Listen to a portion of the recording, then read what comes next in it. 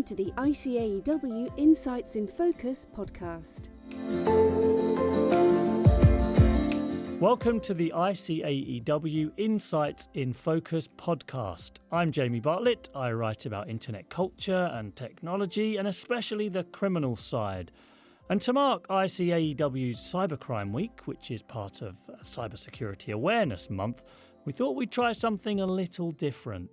So every day there are news stories of huge hacks and massive data breaches, and in my years of covering all this, I've noticed that sometimes these horror stories can kind of wash over people, just more numbers.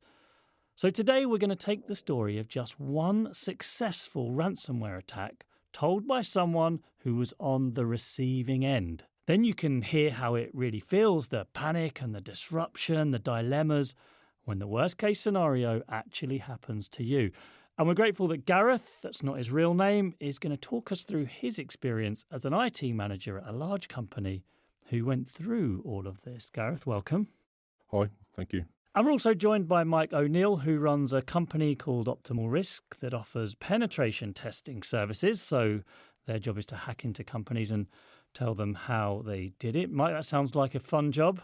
It has its moments. And Mike will explain, I suppose, how the hackers target companies like Gareth and how they think. And then finally, by ICAEW Sophie Wales, who's going to tell us what she's hearing from members and what this all means for chartered accountants. Not quite as fun as Mike's job, Sophie, but welcome. Hi, thank you. Okay, I think we'll start with you, Gareth, of course. Just take us back to 2014 and sort of what you were doing, where you were working, how big your company was, what your responsibilities were.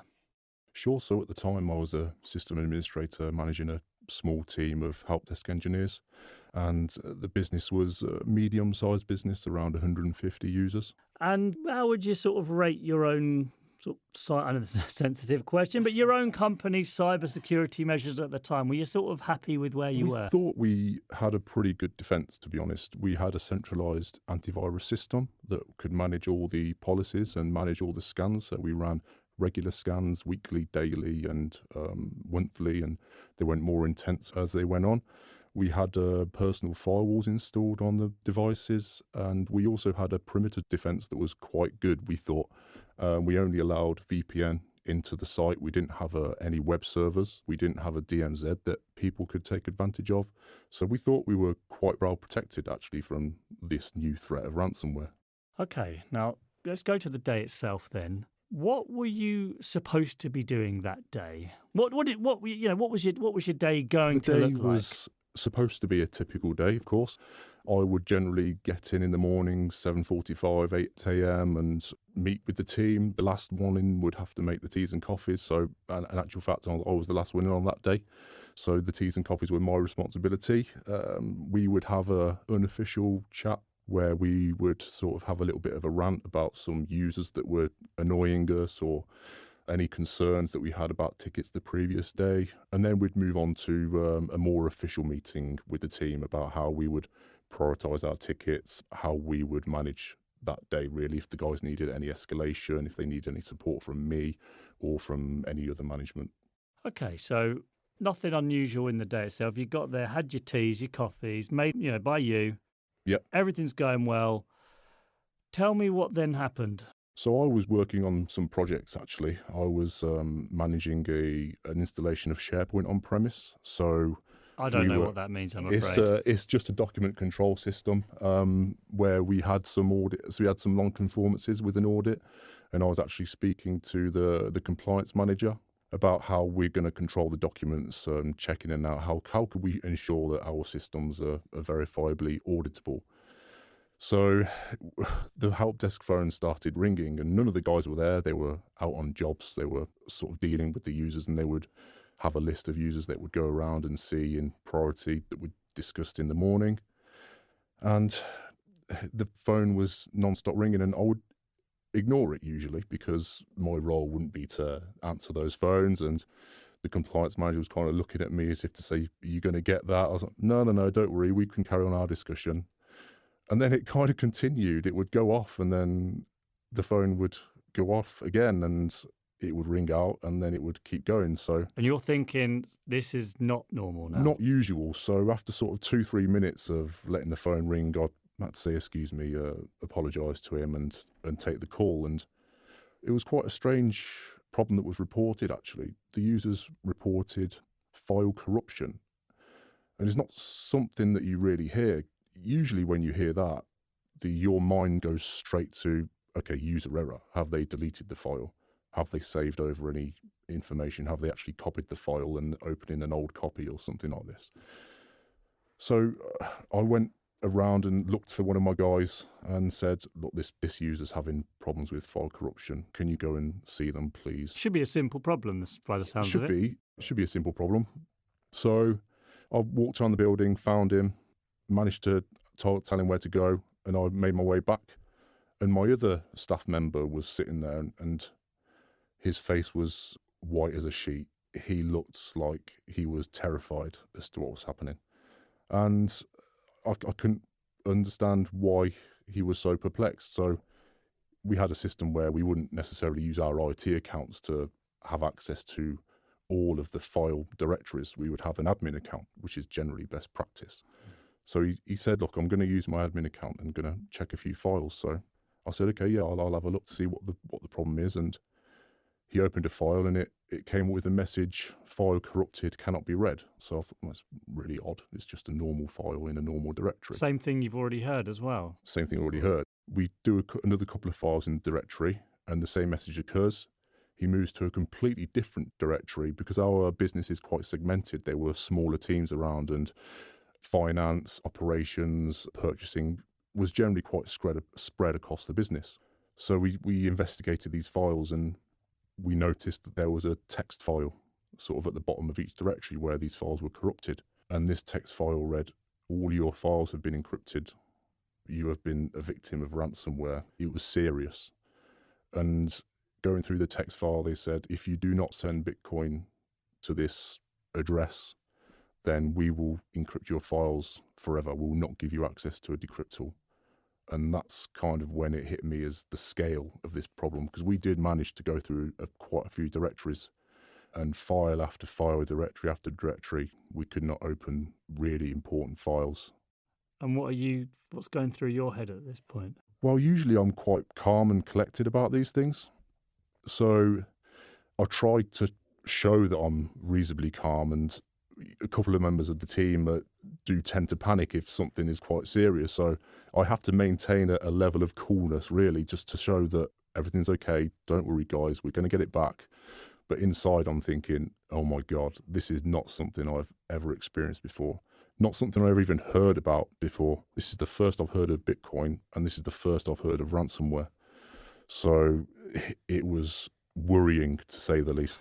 And is all hell breaking loose around you as well? I mean, if more and more phone calls coming in as other people in the business saying, what is going on? We stopped answering the phone. We sent an email out saying we're aware that there's an issue around file corruption, encryption. So please bear with us while we try and retrieve some of the files. Now, we'll come to you in a second, Mike, but you must have had some contingency plan or something.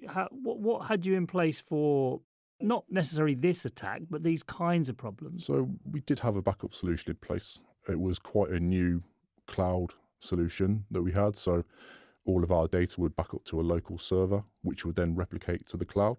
But the problem with that is it throttled a lot of our bandwidth. We only had a small internet connection. So the length of time it took to back up all of our data, it would continuously go throughout the day. We set it up to go overnight, but it would, inevitably run over. So if people needed to use the internet, which was quite a lot of the business, they were reporting slow connection. So we had to throttle the backup to make sure that the users could actually use the internet.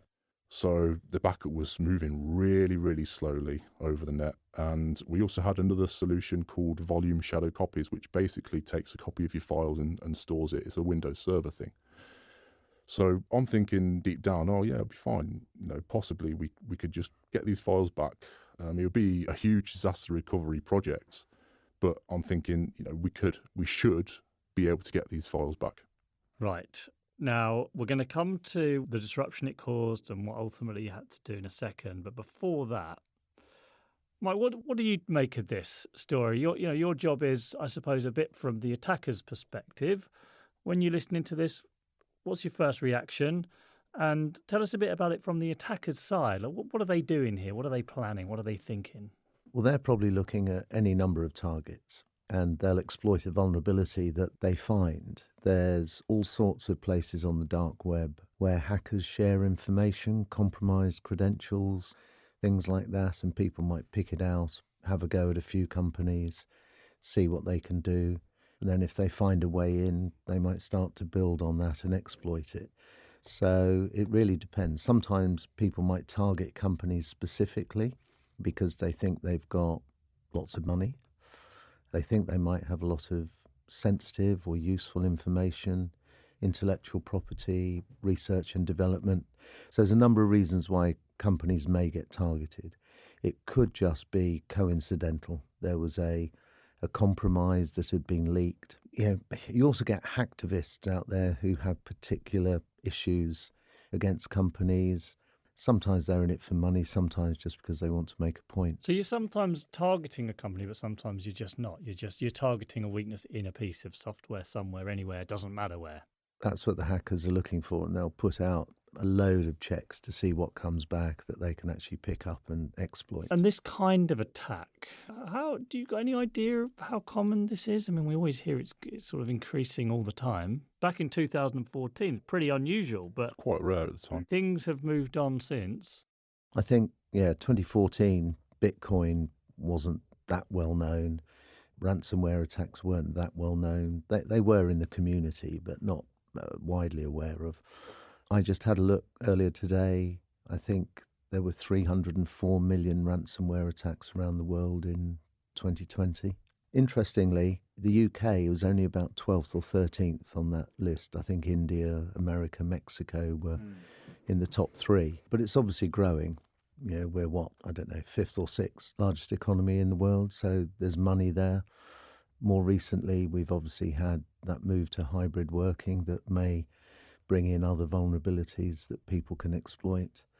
But basically, unless they're motivated by some kind of, activist drive, then they're after your money or your secrets or anything that is of use to them or potentially their clients. Do you know, Gareth, how they got into your system? Not at the time, we thought we were fine because all our devices were patched. We understood that the level of security awareness of our staff was really low, but it wasn't ever something that we'd considered. So what we think has happened is a hacker or someone who's sending phishing emails has found an email address, whether it was LinkedIn or Facebook or Twitter or scouring social media for information. So we think they found someone who worked at our business. They found their email address was a work email address and just guessed. I think they just had a go and maybe found other people that had the same email domain and hoped for the best. That is one thing, actually. People increasingly using work email addresses all over the place is actually a bit of a problem, isn't it? It's really difficult to hack actual devices if they're behind a perimeter. You have unpatched devices, but if there's no route in, if you don't have a web server to exploit, if you don't have something that's outside of the network, then it's really difficult for someone to scour your perimeter and find a route. So the only way it could have been was it just had to have been a phishing email. Someone clicked a link in an attachment or someone clicked a link in an email. So you build this really strong wall and you spend all your days sort of trying to police it and defend it, and then someone lets them through the front door by just opening it and saying, come on in. That's exactly what it is. We didn't take especially good measures. We have a lot of engineers that need quite a lot of access on their local systems. So we gave them local admin access, which is a huge mistake. But at the time, we didn't realise it was so bad. And, these programs that are hidden in the files and hidden in the attachments and the links can really exploit that local system and then use your permission on the network to go through and really scour and start causing real damage. Right. Sophie, how would you have felt if this had been you in Gareth's position? It's pretty terrifying, isn't it? I mean, I think blind panic would be the first response. Utter chaos. Yeah. And Are you hearing this a lot, this kind of story? I mean, what for chartered accountants, I guess, are they at risk of this kind of problem? And do you hear about this often? Do you ever get asked for advice about it?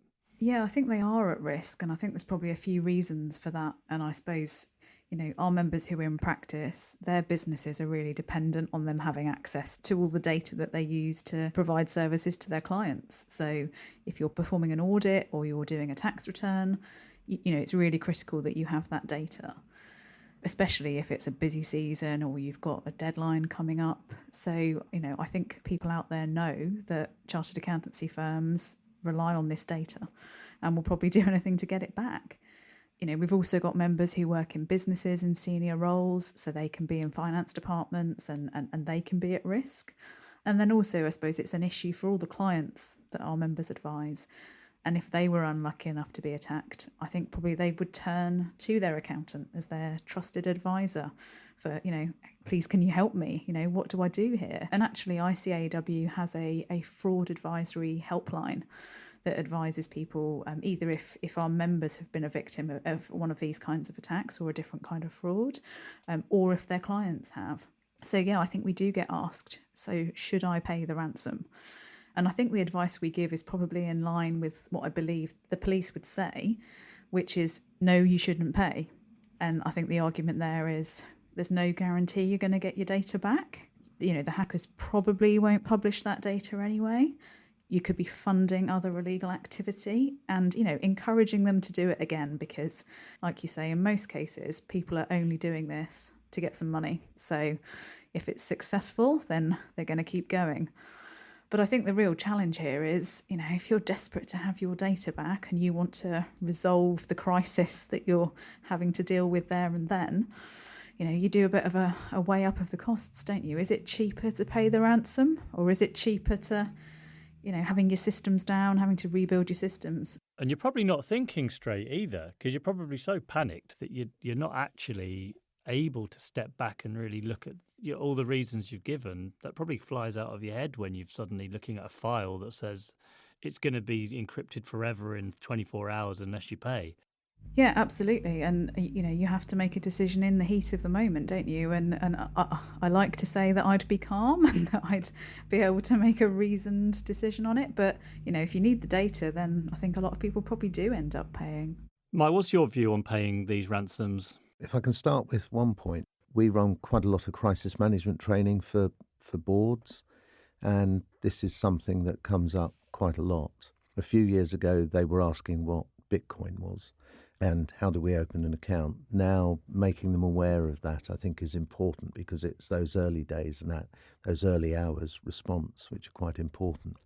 I think you've got to be pragmatic about whether or not to pay. It depends on the impact of the business. How seriously have you been locked out? If you've got a clean backup, how long is it going to take you to do a full restore? And that can be days. If it's a key part of the area that's been locked down, reputational damage can come on because the people are wondering why you're not responding normally or naturally to inquiries. I think you've got to be a fairly hard-headed or take a fairly hard-headed business decision about it. There was the recent pipeline in the States where I think $40 million alleged to have been paid. But the point is, get your act together after that so they can't come back. Scour, how did they get in? What did they do? You've got to reassess your systems continually. You're listening to the ICAEW Insights in Focus podcast. So, Gareth, what did you guys decide in the end about paying this when you saw all these files being decrypted? It was a chaotic afternoon, to be honest. I was dragged into various meetings. There was one meeting that lasted about 5 minutes where there was sort of defiance from a couple of the executives and said, we're not paying. We're not going to pay. Gareth, you've got to get this back now. So you've got to get this back. Did you just try and explain it might not be that simple? Of course, yeah. But the IT was never really taken all that seriously at our place, and there was quite a lot of groupthink within the board. So they ended up, I could have an opinion on what they needed to do, but inevitably they would just agree with each other about what needed to be done. So I could have the best will in the world and try and have the best protection in the world. But even as I explained earlier, without thinking about the users being the big weakness, there wasn't really much else we could do apart from trust our backup system and also have good policies in place so you can test your backups regularly and make sure that you can do a full restore if anything like this happens. But it was chaos. So one meeting lasted for 5 minutes where I was shunted out, as if it was my fault. So I went back and tried to investigate our backups and see what we could get back. First of all, see if we can get anything back from the volume shadow copy, which was actually just a copy in our systems. But that was encrypted too, so the backups were encrypted. So that's when you have a real danger. So that happened. And then the next step for me was to get in touch with the backup company. How could they help us to restore this data? Then there was another meeting which lasted about an hour, and that was when the managing director was really worried. He was sort of considering what had happened a bit more, because it didn't hit them at first. There was panic, blind panic, but they didn't really consider the implications of what had actually happened. And then they started thinking about the legal implications. This is financial data. They needed to keep it for 7 years, 10 years in some cases. And this was happening across various segments of the business. So there was lots of different executives talking to us saying, we could be really in a lot of trouble. It sort of starts off as a small IT issue, and the more you look at it, the worse it kind of gets. Exactly, that's right. Yeah. So it then went from my responsibility to a board level responsibility. They were the ones in trouble if they didn't meet the legal regulations. So I was still trying to reassure them that we have backups and everything should be okay, but this is literally a full restore. A lot of the network was touched by this ransomware attack purely because we didn't manage our permissions in a great way. So going through the backups, we found that there was files that we couldn't get back, and we found that there was files that we could get back. So it was just a case of trawling through and trying to identify which backups were the latest, identify which backups were the full backups, and which backups we could safely restore in a timely manner. So how bad was the disruption overall? I mean, you've decided not to pay the ransom, obviously, because you're going through all of this. And that was another conversation, really. There was some in the hour meeting that we had after that quick meeting. There was another executive that said, "Why don't we just pay? We'll get it back instantly if we just pay them." So these people were just obviously after money. They didn't say that they're going to steal our data. They didn't say there was no contact with them. Essentially, it was reading from a text file. That was all the contact we had. You also thought, don't pay this? Yeah, my opinion was don't pay, because they could give a decryption tool and it would only work for one directory. They could be quite smart as, run different encryption tools on different directories and then have different decryption tools to unencrypt or decrypt the data. So we thought, no, that's probably not a good idea, because we pay them, then it only unencrypts part of the network that we don't want back anyway, or not that we don't want it back, but it's not as important or not as sensitive as the other data. And then we're still left with a whole load of real sensitive data that it's still encrypted. So yeah, there was consensus in the end, barring a lot of arguments, and there really was heated arguments in that boardroom. And the consensus was, yeah, we don't pay, we just hope that our backups are robust. So you got some back, not everything in the end, but talk me through, how bad was the disruption? So how long did it take to fix this? How badly how much did you lose, and what were the sort of the costs, both, I suppose, financial, but resource-wise, time-wise, reputation-wise? Time-wise, it took us 5 days to get back what we could, and that was restoring backups that were slow, because we had to get stuff that was in the cloud. We didn't have everything on our local server. So the local server only kept like a latest copy, but then that had storage issues. So the disruption was major. 5 days it took us to get back to a position where we could actually begin to build our file system back up again and start working, essentially. There were some areas of the business that could work, but the finance departments, quite a bit of operations, they were stuck twiddling their thumbs for a lot of the time, dealing with customer inquiries, having to write down what the inquiry was and not having access to the files they needed to input that data. So they were literally working from pen and paper. I hope you had a nice cold beer after the 5 days of... Yeah, I did. It was a huge relief, actually. Yeah, it was massive. It was something that I'd never ever want to go through again. And actually it has happened again a couple of times, but not on a big scale, and our systems have been in such a place where we can get everything back and always have the latest copy of everything. We'll finish off with a couple of learning points, actually, and what you think you've learned since. Mike, can we widen this out a little bit? Let's say Gareth's company's learned a lot. They've got good backups now. So what other things might a hacker think, oh, it's not that ransomware plan we had on Gareth's company's not working anymore, so let's try something else. What's the latest that is currently sort of being tried out there?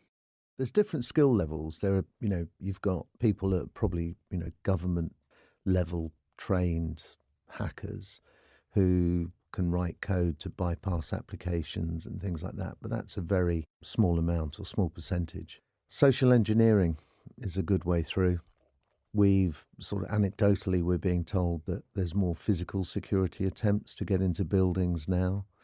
Classic for years has been dropping thumb drives in the car park at buildings. Somebody picks it up, sticks it into their USB slot. If that port's still open, and it all looks fairly innocuous, but it injects something behind.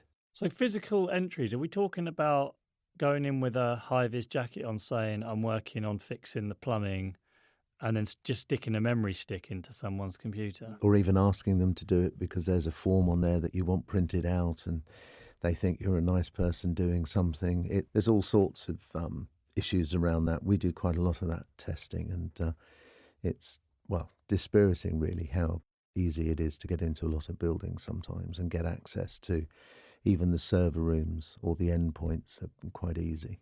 You see, sometimes I feel a bit sorry for companies that have to worry not only about some ransomware getting through because someone clicked on an email, but someone walking through the front door with a high-vis jacket on saying, oh, I just need this printed out as well. I mean, it's a lot to worry about. So is it a case of just being prepared for the eventuality that this happens and trying to make sure your system's sort of guarded for backups or whatever? Because otherwise, it sometimes, to be honest with you, it sometimes feels like it's impossible to stop. Well, it's an ongoing challenge and threat. I think the key thing is raising that personal awareness around security issues, not only IT, but also the physical. If someone's in the building, but they should be wearing a visitor's ID card, but they're not, what do you do about that? Most people in businesses wouldn't know what to do, so you have to make them say, well, phone the security team downstairs. You don't have to challenge somebody. Just say, I've seen someone here that I'm not sure, but can you investigate? But raising that awareness and keep raising it. If you have an intranet and you put monthly information out, try and reinforce it there. Don't hammer the same message because people just switch off to it. But people like to hear about near misses. Oh, that could have happened to me. That really strikes home. And pick other things out, other events or incidents that have happened elsewhere. Get your IT people to look back into it. What was the vulnerability that was exploited there? And make people aware of that within the business, but in an interesting way that catches their attention. If you just keep hammering the same message again and again, people just go deaf to it, really. But that, I think, is the point. Let people know that actually the bad guys are out there and they are trying to get in. Sophie, can we widen it out as well for chartered accountants? I mean, so beyond the ransomware attacks, what's the sort of landscape of cyber risk for the industry more generally? What are you hearing? Yeah, so our members tell us about all kinds of frauds that they either fall victim to or they see attempts by criminals to try and defraud them. And one of the ones we hear a lot is payment diversion fraud. People often refer to this as invoice fraud. But this can be someone hacking into, for example, an email system and then sitting in the background waiting for signs that a large payment's going to be made.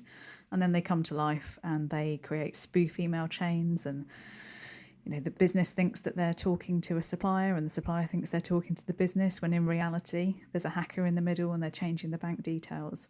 And they're very clever, and they'll make it, because they've been watching your email traffic, they'll know how to phrase the emails. They'll know what people expect to hear. And we do have a case study where a 6-figure payment was diverted and couldn't get the money back. So you can lose some, you can lose some. That's a tough one. Yeah. Yeah, it's a clever one. Both Mike and Gareth are nodding their heads. We face a similar scenario. So our company is global, and someone had got hold of someone's name in Germany and pretended to be that person and phoned up one of our HR team and said, the president of the business has changed his bank details. He needs to send a payment to this now because he was over in Germany at the time, and he needs payment to the bank account. And very nearly, and luckily it was stopped. But yeah, she very nearly sent a payment to someone who was pretending to be the president of our company. Sophie, how often are you hearing about this kind of payment diversion fraud then? Because this sounds pretty smart and sophisticated, but also potentially very expensive, because I assume the bank will say, will you authorise the payment? Well, absolutely. I mean, if you've been given some bank details and you've made a payment to that account, it's very difficult for you to get that money back. I mean, the banks do have extra controls now where they'll often check that the name of the person that you're paying matches the account. But I think the fraudsters are clever enough to, as was just said, to claim that there's a CEO that wants it done urgently, or, they'll put pressure on people to make you not stop and think and actually just go ahead and make those payments. So what's the advice? What do you tell members? I think it's, if something changes, you just need to stop and reflect. And, in something like where there's a large sum to be paid and you've got a different email instruction, you should be picking up the phone and you should be calling the person you think you're talking to, and you should be verifying it. And, if you can't get hold of them, then I think you wait and don't be pressured. Don't have urgency raised as an issue to make you do something that you might later regret. Has COVID changed anything? Have you seen any difference in the sort of type of threat, the type of attacks as a result of presumably more people working from home and poor IT managers having to set up remote working for everybody? Gareth's laughing. I think he knows exactly what I'm saying. I think it has changed the landscape. I think the phishing attempts that go on, it's gone out of control, hasn't it? I mean, I think on a daily or weekly basis, businesses and individuals are getting emails, they're getting text messages, they're getting phone calls, because the fraudsters know people are at home or people are working in a different way, and they just keep pushing on that door, and they know sooner or later somebody's going to let them in. Mike, did you want to add something there? Yeah, that CEO fraud that Sophie was talking about, there are a lot of instances where it's tried late on a Friday afternoon, particularly if the CEO or the MD, if they've been following the email trail, they know that he's got on a plane that's just taken off, and the email that he's sent saying this has got to be paid this afternoon, but I'm flying to the States, so you won't be able to get hold of me for 5 hours or so. And that puts a lot of pressure on. And I think it's just within an organisation have controls that say it doesn't matter who actually issues that edict. If someone that knows him has got to speak to him and confirm that, doesn't matter if that means the payment's late. But let's finish up with you, Gareth. I mean, it's a few years have passed now since this happened. So looking back on the experience, what did you take from it? What did you learn from that? What did you change? And what do you tell people now who say, it's not going to happen to me? So it could happen to anyone. Your users are your weakest link, I'm afraid. The other side of the keyboard is where the vulnerabilities are. So we've mainly sort of got 3 points, to be honest. Test everything. So test your backups, have a testing plan. Test you can restore files that are the latest copy. Test your users with fake emails as well. Have a system where you send them phishing emails with attachments in, see if they open the attachments, see if they click the link, and then set up a landing page that tells them that they've, failed a phishing test, essentially. Set up a button or set up something in your email system where if they think there's spam or a phishing attempt, click a button and it sends it straight to your IT department. So you want to get something like that in place. Policy, really important as well. So make sure you have policies on training. You have a training system where your guys we have an hour every year for each person. Maybe that's too little, but at the moment that's kind of manageable. It's sort of 2 half-an-hour sessions or 3 20-minute sessions, something like that. We have an online platform where they get invited to enroll on a training course, and there's videos that explain all the ways that they could potentially be exploited, which includes the social engineering attacks, which includes the people looking over your shoulder if you're in a coffee shop. It includes people walking into your building, people leaving USB sticks, people getting text messages even, and of course people receiving phishing emails. So have an online platform where you can train your people. And zero trust. I know it's horrible to say, but don't trust anybody. Verify who it is. If you're not expecting the email, don't click any links or don't open the attachment. If you're not sure who it is, reply or call or even talk to the IT team. We got this email. It looks a bit dodgy. Could be this customer. It could be this supplier. I've not seen anything like it before. It's landed in my inquiries folder, so it could be a new customer. And just get them to check it, because it doesn't take a lot. There's a lot of things that you can spot in a spam email that would probably tell you that it's phishing.